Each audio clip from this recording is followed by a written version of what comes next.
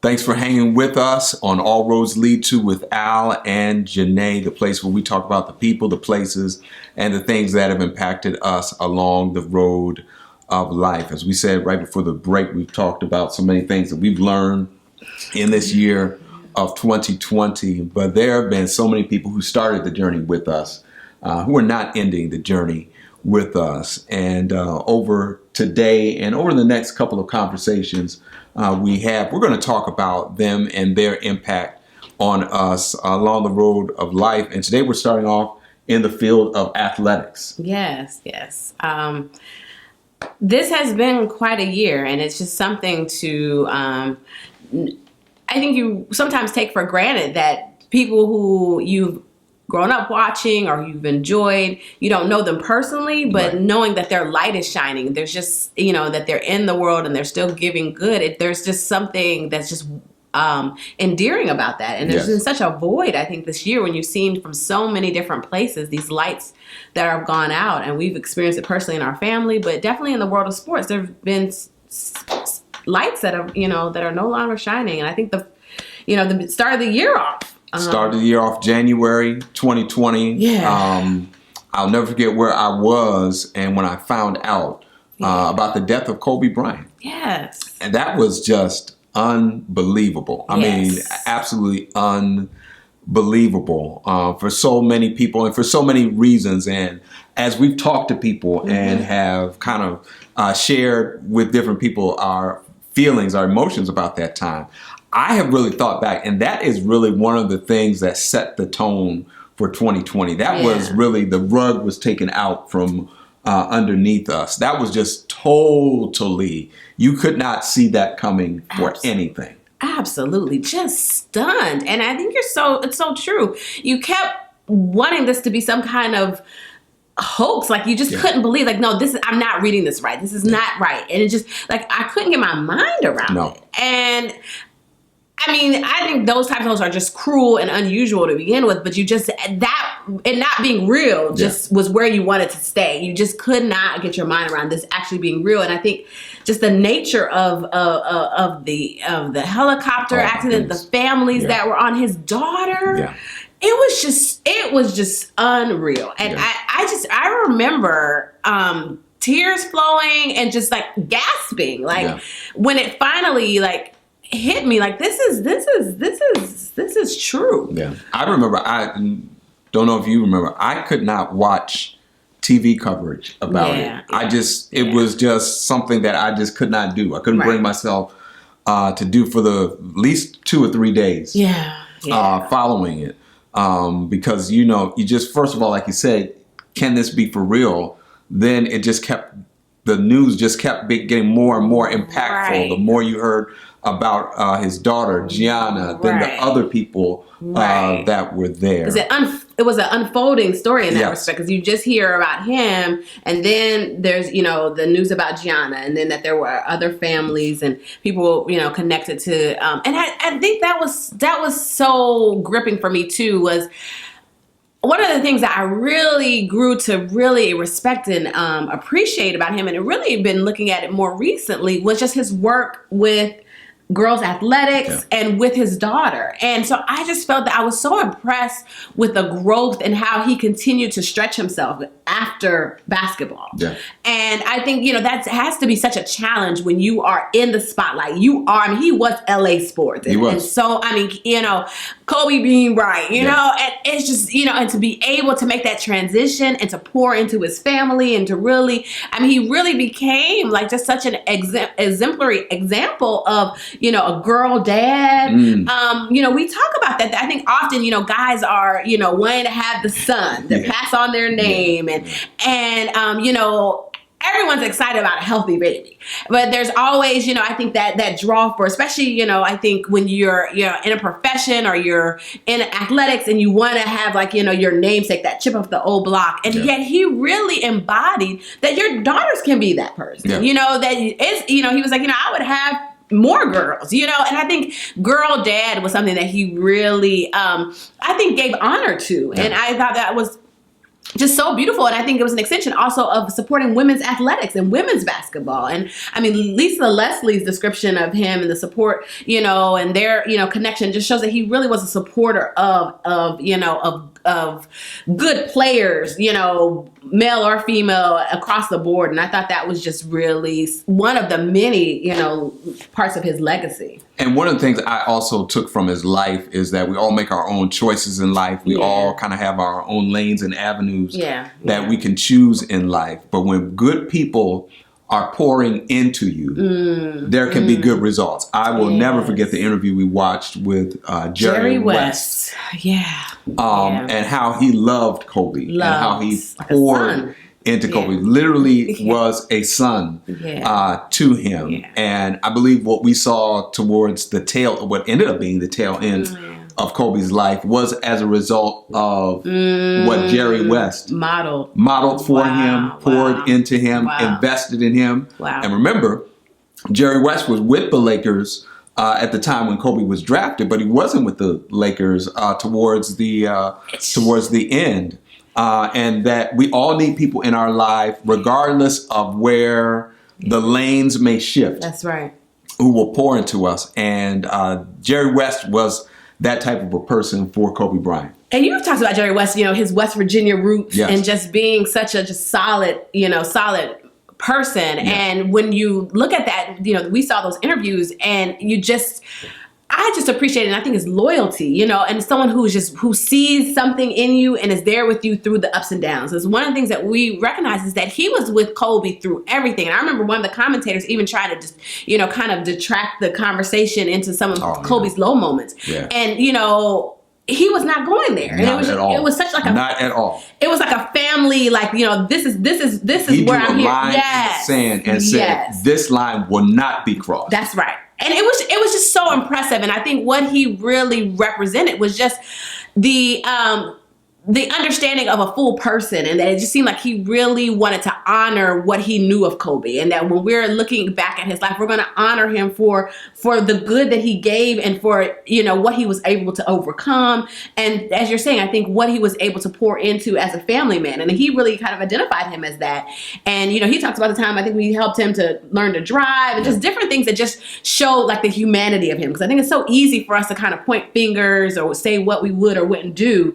But I think it was just so ennobling to really see that he saw him as a growing person. Yes. And I think that's something that I really walk away with from his legacy, is that, the growth and the places that he ended up after basketball. But his basketball career is, that is so impressive. Yeah, 81 point game. I'll never forget that versus Toronto.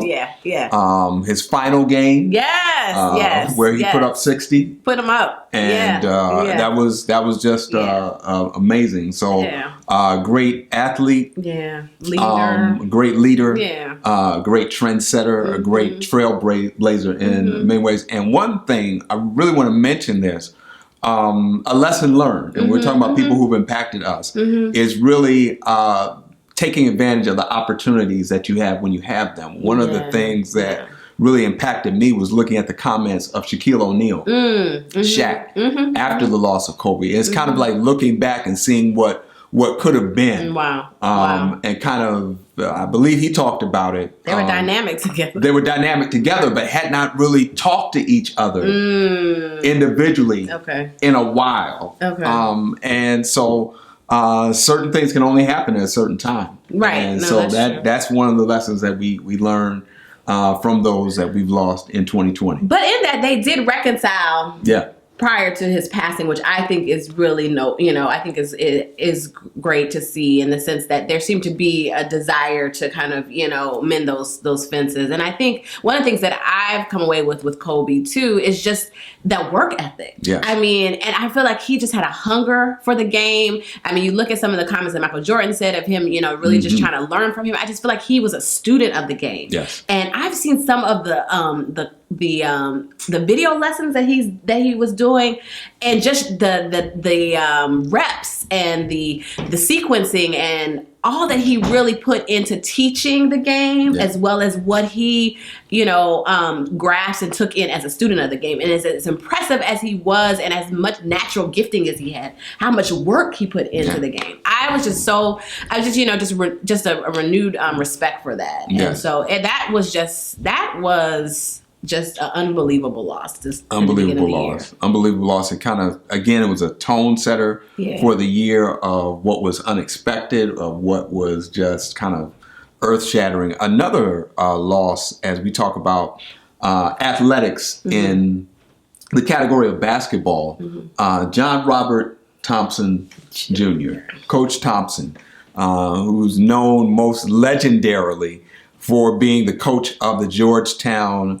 Hoyas in the 80s and even in through the 90s. But Coach Thompson really had an impact on our lives. I never had the opportunity to meet him, but our family growing up was living in the Maryland area. So during the 80s, Georgetown Hoyas, I mean, quite honestly, they were better than the Bullets, the NBA team. Yeah, they were DC basketball. They were DC basketball. But Coach John Robert Thompson Jr. Was more than just a basketball coach. And we can talk about the championships that he won, being the first African-American coach, first black coach to win NCAA basketball championship. Not the first that was qualified, not the first who could have ever done it, but the first who actually succeeded that barrier. But Coach John Thompson grew up in Washington, D.C. Yes. Coach John Thompson was a product of Southeast. All right. I mean, he knew, if you're from D.C., you know what Benning Road is. If you're from D.C., you know what Georgia Avenue is. If you're from D.C., you know what Anacostia is. If you're from D.C., you know what the shrimp boat is. And Coach Thompson really reminds me of my great uncle, Bailey, Bailey Freeman Jr. They are, that same D.C. Type of tough and got that same D.C. persona. But Coach Thompson, one of the things that really stuck out to me, one of the reasons why he was impactful for me, Coach Thompson was an image of unforgettable and undeniable blackness in the age of Reaganism in the 80s. He stood so tall. Number one, he was tall. He was a tall man. We all remember him for the towel. That's what I'm saying, that towel, the white towel over the shoulder. But he was just an image of unforgettable black manhood. As Malcolm was said about Malcolm X, our living black manhood. R.C. Davis said in his eulogy for Malcolm X, he was our manhood, our living black manhood. That's what John Thompson was. And that's what he stood out. That's one of the things that stood out for me, even as a young guy.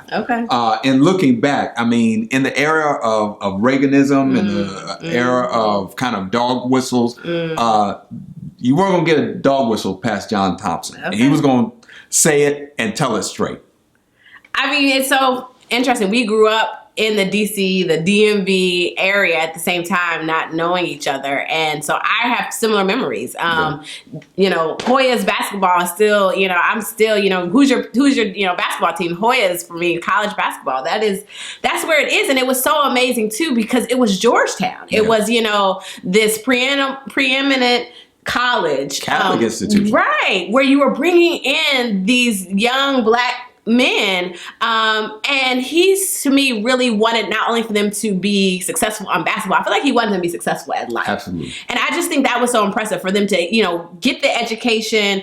Also, I feel like he helped to build, and follow them throughout their lives. And so I feel like when you see Pat Ewing, when you see Alonzo Mourning, when you see the Kimbe in the NBA, to me, they were still John Thompson's guys. Like, I was still rooting for them to get a chip because they were a part of his legacy. And I feel like he poured into them. And, to me, one of the best examples of that was AI. Allen Iverson had ups and downs. He was constantly battling in some, respects, the things that were pulling him away from him being his best. But he saw something in him, and I just thought it was so amazing for him being, really not he didn't have the stature. He didn't necessarily have the bulk that you would say, oh, this is going to be my, this is going to be my guard. But he saw something in Allen that we all ended up seeing, that he just was an amazing athlete that was so fleet-footed and just had, just a great eye.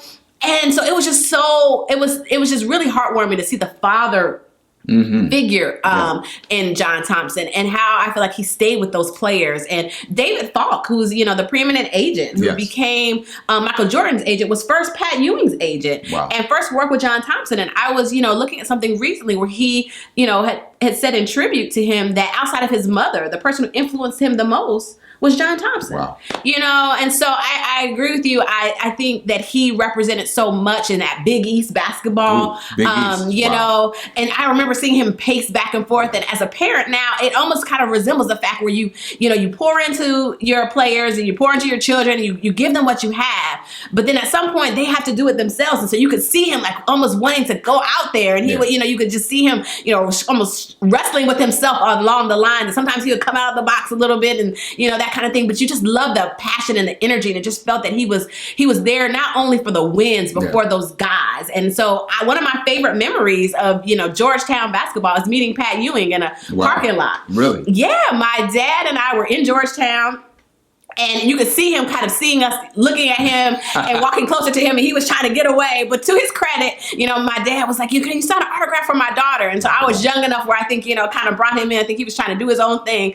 But I remember him signing on the back of a business card. And I kept that autograph in now this is kind of old school, cloth eyeglass case. And I would keep that business card with Pat Ewing's autograph. And so I always follow Pat. And as much as I love Michael Jordan and some of the other, Eastern Conference teams, that John Starks, especially when Jordan was out that year and the Knicks were playing the Bulls, I was wanting Pat to get that chip for John Thompson as a part of his legacy, because Dean Smith's guys had gotten him, Coach K's guys had gotten him, but I wanted John Thompson's guys to get a chip, because I felt that it just would honor his legacy as a just preeminent coach. And so that was a significant loss. And so there have been so many other significant losses, and we're going to take a break right now, and we'll come back on the other side and continue to talk about the lessons that we've learned from people in the field of athletics in 2020.